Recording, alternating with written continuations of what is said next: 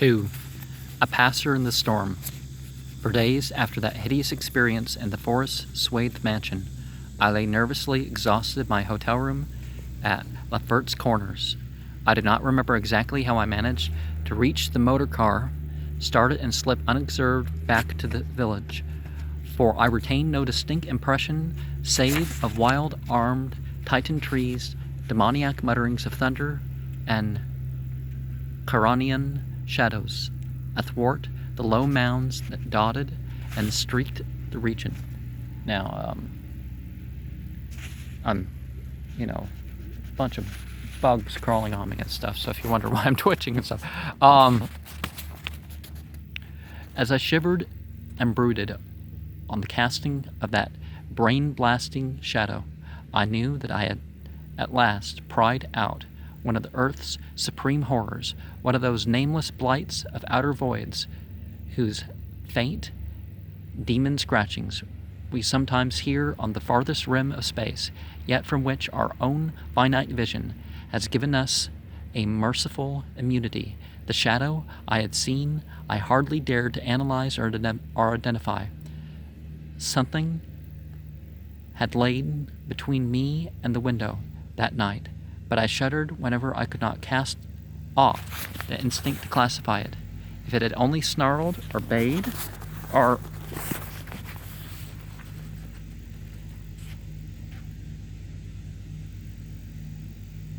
laughed titteringly, even that would have relieved the abysmal hideousness, but it was so silent. It had rested a heavy arm on my foreleg on my chest. Obviously it was organic, or had once been organic. Jan Martens, whose room I had invaded, was buried in the graveyard near the mansion. I must find Bennett and Toby if they lived. Why had it picked them and left me in the last? Drowsiness is so stifling, and dreams are so horrible. In a short time I realized that I must tell my story to someone, or break down completely. I had already decided not to abandon the quest for the lurking fear. For my rash ignorance, it seemed to me that uncertainty was worse than enlightenment, however terrible the latter might prove to be. Accordingly, I resolved in my mind the best course to pursue, whom to select for my confidences, and how to track down the thing which had obliterated 2 men and cast a nightmare shadow. My chief acquaintances at Lefferts Corners had been the affable reporters, of whom several had still remained to collect final echoes of the tragedy. It was from these that I determined to choose a colleague, and the more I reflected, the more my preference inclined toward one Arthur Munro, a dark, lean man of about 35, whose education, taste, intelligence, and temperament all seemed to mark him as one not bound to conventional ideas and experiences. One afternoon in early September, Arthur Munro listened to my story. I saw from the beginning that he was both interested and sympathetic, and when I had finished, he analyzed and discussed the thing with which the greatest shrewdness and judgment. His advice, moreover, was eminently practical, for he recommended a postponement of operations at the Martens mansion until we might become fortified with more detailed historical and geographical data. On his initiative, we combed the countryside for information regarding the terrible Martens family, and discovered a man who possessed a marvelously illuminating ancestral diary.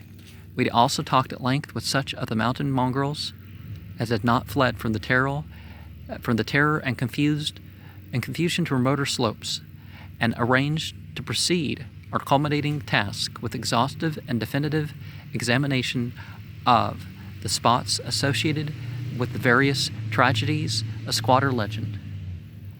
And you kind of get the implication he's talking about mixed racial people, and it's like, call it,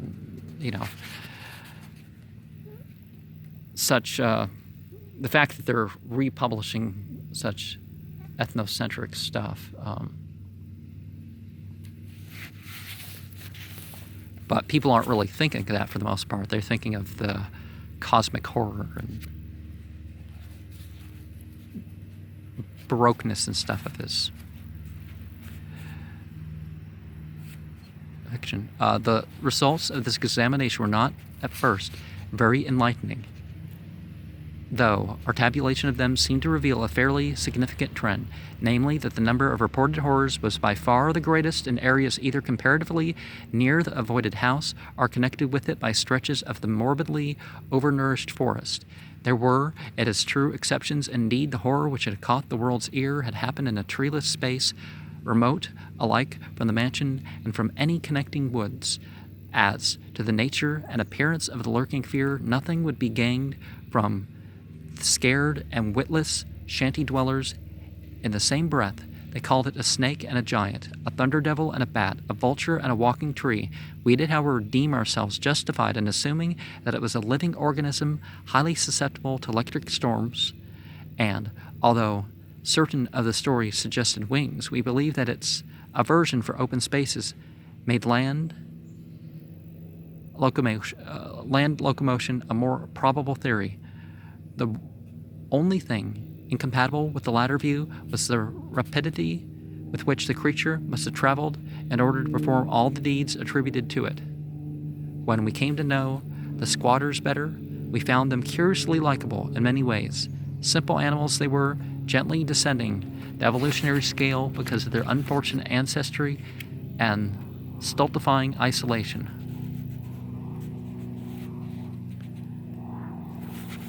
And we also see a connection here with this stuff where people think, oh, the colonist or the colonists must be better people or something. No.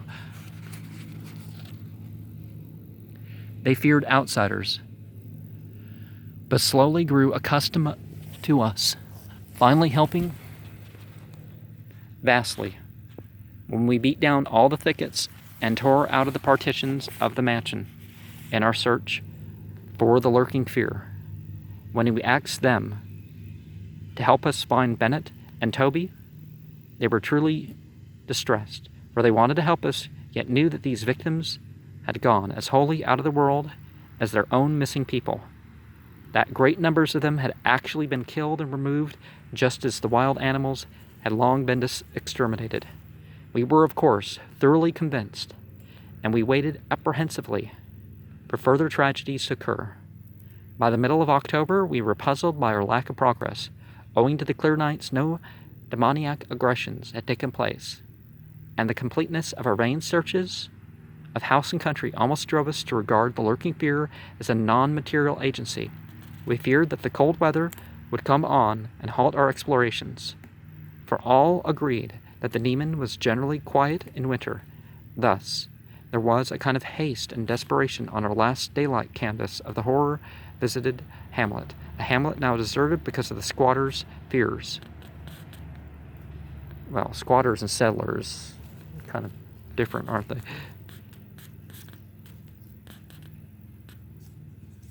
The ill-fated squatter hamlet had borne no name, but had long stood in a sheltered, though treeless cleft between two elevations called respectively Cone Mountain and Maple Hill. It was closer to Maple Hill than to Cone Mountain, some of the crude abodes, indeed, being dugouts on the side of the former eminence.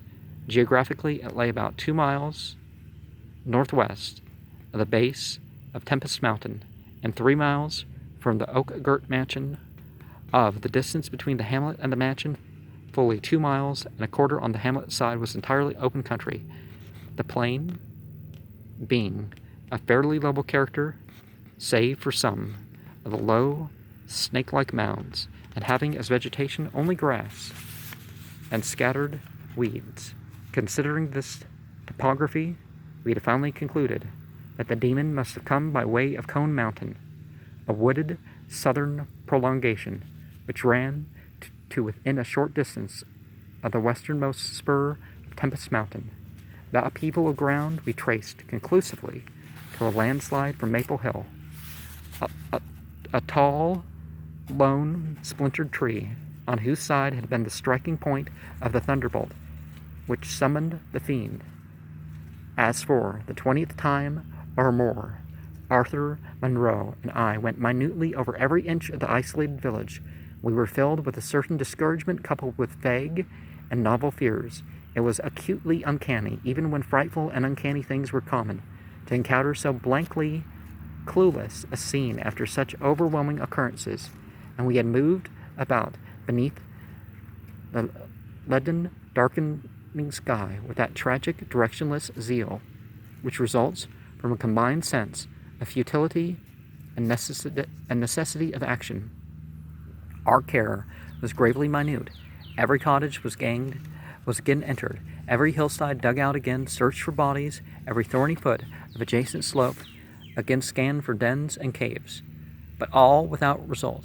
And yet, as I have said, vague new fears hovered menacingly over us, as if giant bat-winged griffins looked on transcosmic gulfs.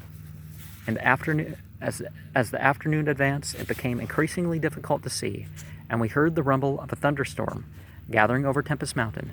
This sound in such a locality naturally stirred us, though less than it would have done at night. As it was, we hoped desperately that the storm would last until well after dark, and with that hope, turned from our aimless hillside, searching toward the nearest inhabited hamlet to gather a body of squatters as helpers in the investigation. Timid as they were, a few of the younger men were sufficiently inspired by our protective leadership to promise such help. We'd hardly more than turned, however, when there descended such a blinding sheet of torrential rain that shelter became imperative. The extreme, almost nocturnal darkness of the sky caused us to stumble badly, but guided by the frequent flashes of lightning and by our minute knowledge of the hamlet, we soon reached the least porous cabin of the lot, a heterogeneous combination of logs and boards, whose still existing door and single tiny window both faced Maple Hill. Barring the door after us against the fury of the wind and rain, we put in place the crude window shutter, which our frequent searches had taught us where to find. It was dismal sitting there on the rickety boxes in the pitchy darkness, but we smoked pipes and occasionally flashed our pocket lamps about. Now and then we could see the lightning through cracks in the wall.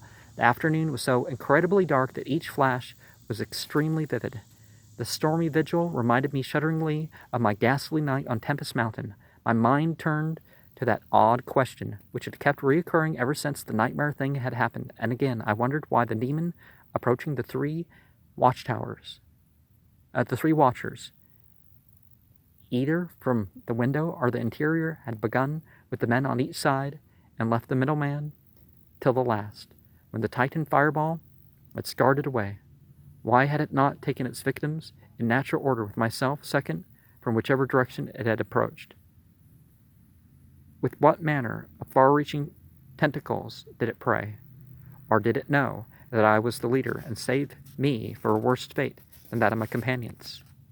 Or perhaps considered it worthy, right?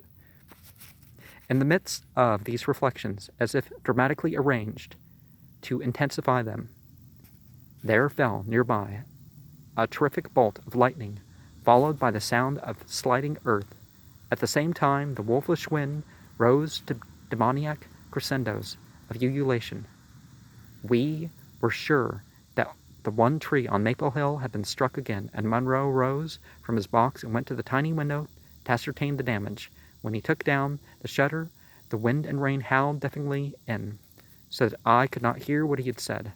But I waited till he leaned out and tried to fathom nature's pandemonium. Gradually, a calming of the wind and dispersal of the unusual darkness told of the storm's passing. I had hoped it would last until the night to help our quest, but a furtive sunbeam from a knothole behind me removed the likelihood of such a thing, suggesting to Monroe that we had better get some light even if more showers came. I unbarred and opened the crude door. The ground outside was a singular mass of mud and pools, with fresh heaps of earth from the slight landslide, but I saw nothing to justify the interest which kept my companion silently leaning out the window. Crossing to where he leaned, I touched his shoulder, but he did not move. Then, as I playfully shook him and turned him around, I felt the strangling tendrils of a cancerous horror whose roots reached into illimitable pasts and fathomless abysms of the night that broods beyond time. For Arthur Monroe was dead, and on what remains of his chewed and gouged head there was no longer a face. And we find that psychosomatically things can happen. So I'm not going to talk in support of ghouls, because I don't believe there is such a thing as a ghoul. People believe there is such a thing as ghouls, but there are entities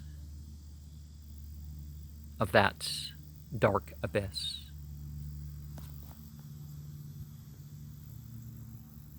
That may cause for destruction of humanity, albeit willingly.